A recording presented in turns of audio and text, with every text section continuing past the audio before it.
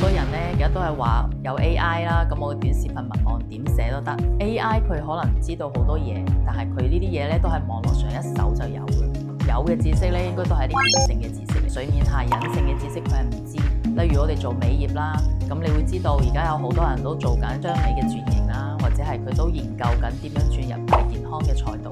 咁點樣喺自己嘅業務中去落地呢？呢樣嘢 AI 係話唔到俾你知。AI 可以話俾你知嘅只係一啲好表面嘅知識。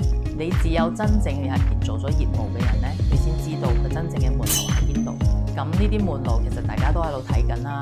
究竟應該去點樣做？又有幾多個人可以總結到出嚟呢？呢個時候如果有一個人佢係可以總結到出嚟，並且喺短視頻入邊可以去論述到出嚟，咁呢一個視頻佢就會有流量。呢個亦都係我哋講嘅視頻嘅真實性啦。真正可以留住客戶，可以持續嘅創造價值，同埋令人對你呢個 IP 產生信任呢。